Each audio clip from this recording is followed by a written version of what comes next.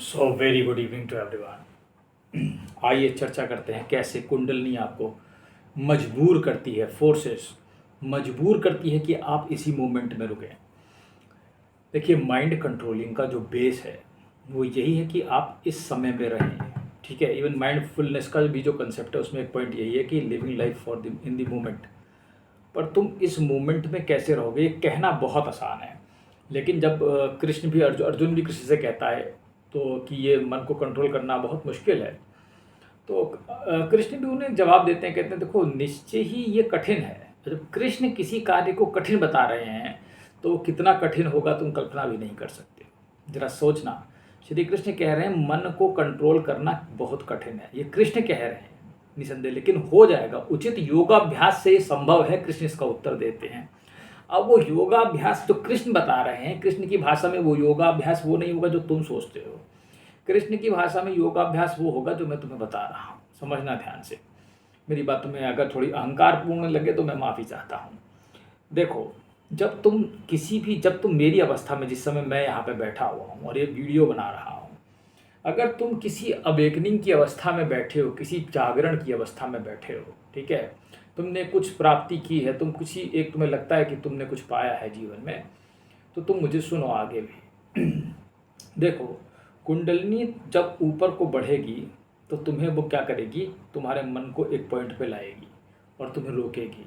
कैसे रोकेगी? ये बहुत सरल विधि नहीं है, ये बहुत ही सरल विधि है कुंडलिनी के लिए, और ये बड़ा जहरीला अनुभव है तुम्हारे लिए। सावन मन रहा है, शिवालयों में जल चढ़ाए जा रहे हैं, विष निकल रहा है। क्या निकल रहा है? विष। समुद्र मंथन से जब विष निकला तो फिर भाई सब ने कहा विष निकल रहा है, ठीक है, तो पानी डाल के उसको ठंडा किया जा रहा है। कुछ ऐसा ही जब शिव जी ने पी लिया तो कंठ नीला हो गया, तो वो कहानी आपको मालूम होगी। अब यहाँ क्या हो रहा है, जब तुम को कुंडलिनी, जब अब तुम एक जागृति की एक अवस्था में पहुँच गए हो, ठीक है, तो अब तुम्हें तुम्हारे मन को रोकना है। ठीक है, तो तुम्हारे अंदर कुछ शक्तियाँ हैं, हम ये ऐसा मानेंगे। ठीक है, तो ये वीडियो उनके लिए जिनके पास कुछ है, पहले समझ लीजिए। ठीक है, अब होगा क्या, कुंडलिनी आपके विचारों को, जैसे तुमने मान लो कुछ तुम बैठे हो एक जगह पर, जैसे मान लो मैं यहीं बैठा हूँ, तो मैं इसको ऐसे समझाता हूँ। मैं यहीं बैठा हूँ, मैं इस समय इस कमरे में बैठा हूँ, इस मेज़ के सामने बैठा हूँ, लेकिन मेरा मन कहीं और सोच रहा है। मैं दिन की किसी घटना का अवलोकन कर रहा हूँ।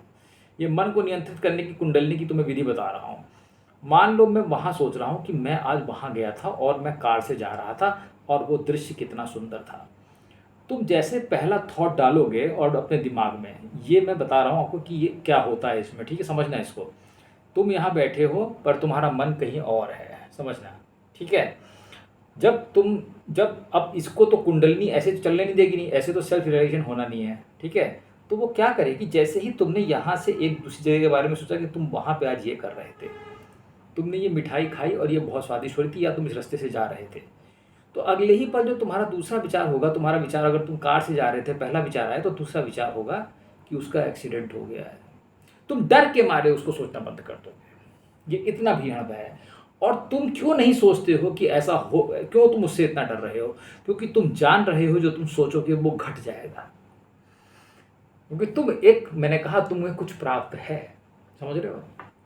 तो मेरी इस बात को समझ लेना, निगेटिविटी की बाढ़, यहाँ पे निगेटिविटी पॉजिटिविटी का काम करती है। ये वो मरहम है कुंडलिनी का जो तुम्हें बहुत प्यार से लगाया जाता है, मैं तुमसे सच कहता हूँ।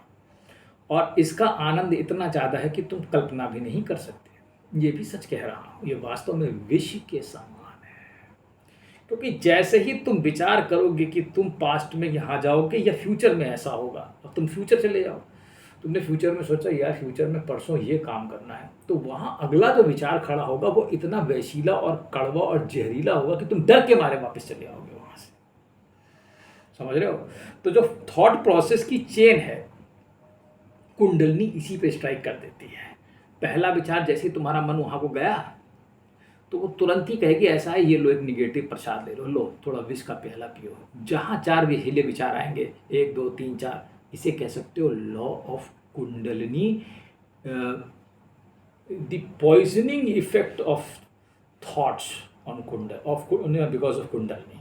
मतलब कुंडलिनी के जागृत होने से जो विचारों का जो जहर पैदा होता है, ठीक है, ये तुम्हें ये बहुत काम का है। और ये इतने काम का है कि ये तुम्हारे माइंड को स्टेबल कर देता है। कारण ये है क्योंकि तुम सोचोगे ही नहीं। जैसे ही तुम सोचोगे वो चीज़ बढ़िया थी, उसमें से तीसरा विचार जो पैदा होगा वो कड़वा होने लगेगा, तो तुम सोचना ही बंद कर दोगे आगे की कहानी। अब और फिर उसके बाद क्या होगा, एक अवस्था आएगी कि जब सोच सोच के तुम भर जाओगे और तुम सही में सोचना बंद कर दोगे। अब मुझे नहीं मालूम जापानी क्या कह रहे हैं, जैन वाले क्या कह रहे हैं, या ये क्या कह रहे हैं, माइंड कंट्रोल के लिए क्या कह रहे हैं भाई, लेकिन मैं तो ये समझ रहा हूँ ये तो एक नेचुरल प्रोसेस है कुंडलिनी का। और अगर तुम्हारी कुंडलिनी जाइए, कुंडलिनी जागरण का एक टेस्ट है, it is a test whether your kundalini is being awakened और नॉट।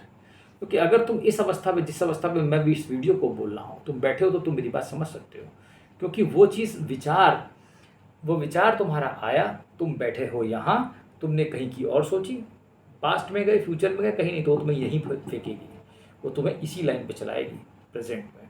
क्योंकि आगे पीछे जाओगे तो कड़वापन है, आगे जाओगे तो कड़वापन है, आगे जाओगे तो दुर्घटना का भय है या कोई भय लगे हुए हैं वहाँ पे, और पीछे जाओगे तो तुम नहीं खड़े हो जाओगे, क्योंकि तुम पक जाओगे उन विचारों से, मैं तुमसे कहता हूँ। और फिर पक करके तुम ये समझदारी भरा निर्णय लोगे कि पीछे और आगे देखना बेवकूफ़ी है, इसलिए तुम यहीं पे रहोगे। इसलिए कुंडलिनी तुम्हें मजबूर कर देगी, समझ रहे हो। चलो, मुझे उम्मीद है तुम कहीं कुंडलिनी जागृत हो रही होगी और तुम ऐसा अनुभव करोगे। धन्यवाद।